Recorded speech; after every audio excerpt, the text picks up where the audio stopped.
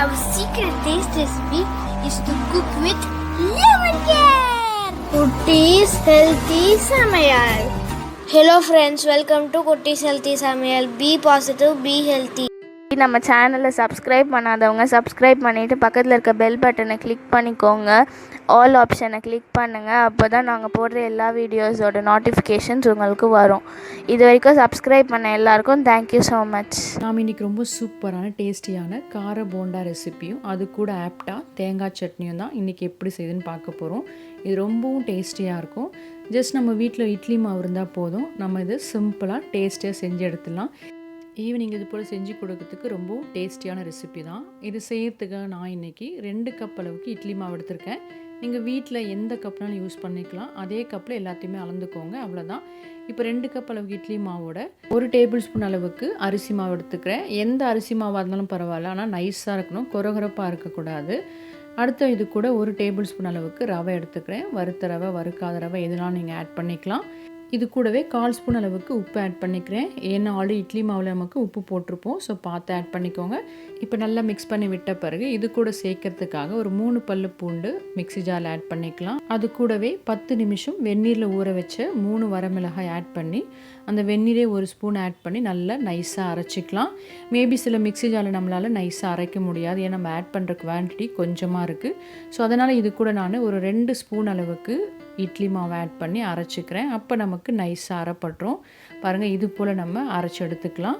இப்போ நமக்கு மிளகாயும் நல்லா அரைஞ்சி வந்துருச்சு. ஸோ இதை நாம் ஆல்ரெடி கலந்து வச்சுருக்க இட்லி மாவோட ஆட் பண்ணி நல்லா மிக்ஸ் பண்ணி விட்டுக்கலாம். நல்லா மிக்ஸ் பண்ண பிறகு இதை க்ளோஸ் பண்ணி ஒரு 10 மினிட்ஸ் அப்படியே ஊற வச்சிடலாம். நம்ம ரவை ஆட் பண்ணி செய்கிற எல்லா ஸ்நாக்ஸுமே ஒரு 10 மினிட்ஸ் நீங்கள் ஊற வச்சா தான் கரெக்டாக இருக்கும். இப்போ அது ஊறட்டும். அதுக்குள்ளே நாம் ஒரு சின்ன கடாய் வச்சு அதில் 1 ஸ்பூன் அளவுக்கு எண்ணெய் விட்டு ஒரு 1/2 ஸ்பூன் அளவுக்கு கடுகு ஆட் பண்ணிக்கிறேன். கடுகு பொரிஞ்ச உடனே ஒரு 1/2 ஸ்பூன் சீரகம் ஆட் பண்ணிக்கிறேன். சீரகம் கொஞ்சம் பொரிஞ்ச பிறகு ஒரு முழு வெங்காயம் பொடியாக கட் பண்ணி அதோட ஆட் பண்ணிக்கிறேன். அது கூடவே கொஞ்சமாக கருவேப்பிலைகள் பொடியாக கட் பண்ணி வச்சுருக்கேன், அதையும் ஆட் பண்ணி நம்ம வதக்கி விட்டுக்கலாம். ஜஸ்ட் 2 மினிட்ஸ் வதக்குனா போதும். நமக்கு கலர்லாம் சேஞ்ச் ஆகணும் அவசியம் கிடையாது. 2 மினிட்ஸ் வதக்குனாலுமே நமக்கு கரெக்டாக இருக்கும். இப்போ பாருங்கள், நல்லா வதங்கி வந்துடுச்சு. இந்த ஸ்டேஜில் இதை எடுத்து நம்ம ஆல்ரெடி ஊற வச்சுருக்க மாவோட கலந்துக்கலாம்.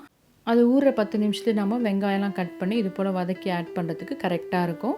இப்போ இது நல்லா மிக்ஸ் பண்ணி விட்டுக்கலாம். மாவு பாருங்கள் இந்த கன்சிஸ்டன்சியில் இருக்கணும்.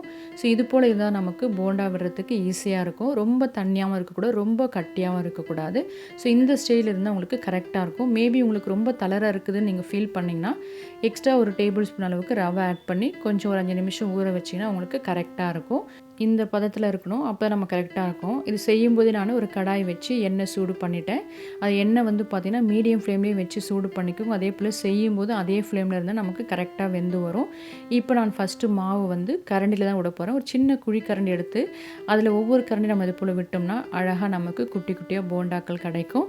நீங்கள் கையில் கூட விட்டுக்கலாம். நான் ஃபர்ஸ்ட் வந்து கரண்டியில் விட்டு உங்களுக்கு காட்டுறேன். நீங்கள் வைக்கிற கடாயோட அளவை பொறுத்து எத்தனை விடணுமோ அந்தளவுக்கு விட்டு நீங்கள் செஞ்சு எடுத்துக்கலாம். இப்போ நம்ம இதை நல்லா திருப்பி போட்டு நமக்கு கோல்டன் எல்லோ வர வரைக்கும் செஞ்சு எடுத்துக்கலாம். ரொம்ப டேஸ்டியாக இருக்கும். இது செய்யும்போது எப்போவுமே மீடியம் ஃப்ளேமில் வச்சு செஞ்சுக்கோங்க. அப்போ தான் நமக்கு மேலே கிறிஸ்பியாக உள்ளே சாஃப்டாக நல்லா வெந்து வரும். சாப்பிட்றதுக்கும் ரொம்ப டேஸ்டியாக இருக்கும். அதிகமாக ஃப்ளேம் வச்சோன்னா மேலே கருகிடும், உள்ளே வேகாது. ஸோ அது மட்டும் பார்த்துக்கோங்க. இப்போ நம்ம டிஷ்யூவில் போட்டுக்கலாம். எப்போவுமே இது போல் டீப் ஃப்ரை ஐட்டம்லாம் செய்யும்போது டிஷ்யூ பேப்பர் யூஸ் பண்ணிங்கன்னா எக்ஸஸ் ஆயில் நம்ம எடுத்துடலாம். இப்போ அடுத்த பேட்ச் கரண்டி யூஸ் பண்ணாமல் கையில் விட்டுக்கிறேன். சின்ன சின்ன சைஸில் போண்டா செஞ்சு எடுத்துக்கலாம். ஸோ இது போல் கையிலையும் நீங்கள் செஞ்சுக்கலாம், இல்லை குழிக்கரண்டி யூஸ் பண்ணி செஞ்சுக்கலாம். உங்களோட கன்வீனியன்ட்டு தான். பாருங்கள், போண்டாலாம் ரெடி ஆகிடுச்சு. பார்க்கும்போதே உங்களுக்கு அந்த கலரே ரொம்ப அட்ராக்டிவாக இருக்கும். அதே போல் தான் டேஸ்ட்டும் ரொம்ப சூப்பராக இருந்தது.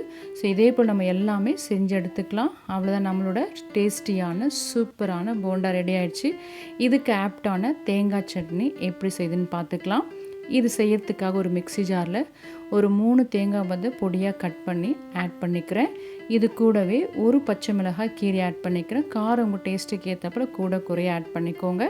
இது கூடவே நான் 2 பல்லு பூண்டு ஆட் பண்ணுறேன். உங்களுக்கு அந்த ஃப்ளேவர் பிடிக்கலாம், ஸ்கிப் பண்ணிக்கலாம். இது கூடவே 2 டேபிள் ஸ்பூன் அளவுக்கு பொட்டுக்கடலை ஆட் பண்ணிக்கிறேன். இது குறைவாக ஆட் பண்ணால் தான் நமக்கு டேஸ்ட் இருக்கும். அது கூடவே தேவையான அளவுக்கு உப்பு ஆட் பண்ணி நல்லா அரைச்சி எடுத்துக்கலாம்.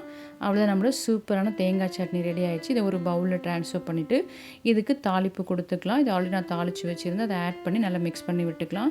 சில பேர் தாளிக்காமல் அப்படியே சாப்பிடுவாங்க, அது உங்கள் விருப்பம் தான். நீங்கள் தாளிக்காமல் கூட சாப்பிட்டுக்கலாம். அவ்வளோ நம்மளோட சூப்பரான டேஸ்டியான போண்டா ரெடி ஆகிடுச்சு. அது கூடவே ஆப்டான தேங்காய் சட்னியும் ரெடி ஆகிடுச்சு. இது போல் செஞ்சு கொடுங்க. ஈவினிங் ஸ்நாக்ஸாகவோ இல்லை மார்னிங் டிஃபனாக கூட இது சாப்பிட்லாம். ரொம்ப டேஸ்டியாக இருக்கும். எப்போவுமே இட்லி தோசைன்னு சாப்பிடாம இது போல் இட்லி மாவு வச்சு இந்த போண்டா செஞ்சு கொடுங்க. கண்டிப்பாக சின்ன பிள்ளைங்க பெரியவங்க வரைக்கும் எல்லாருமே விரும்பி சாப்பிடுவாங்க. இதோட டெக்ஸ்சரை பாருங்கள் எவ்வளோ நல்லா இருக்குது. சாப்பிட்றதுக்கும் அவ்வளோ டேஸ்டியான ரெசிபி. Yummy tasty. நீங்களும் ட்ரை பண்ணுங்கள், என்ஜாய் பண்ணுங்கள், ஹெல்த்தியாக இருங்க. ஸோ நீங்களும் இது போல் செஞ்சு பார்த்துட்டு உங்கள் டேஸ்ட், உங்கள் எக்ஸ்பீரியன்ஸ் எங்களுக்கு கமெண்ட் பண்ணுங்கள். மறக்காமல் லைக் பண்ணுங்கள், ஃப்ரெண்ட்ஸ் அண்ட் ஃபேமிலிக்கு ஷேர் பண்ணுங்கள், தொடர்ந்து சப்போர்ட் பண்ணுங்கள். தேங்க்யூ.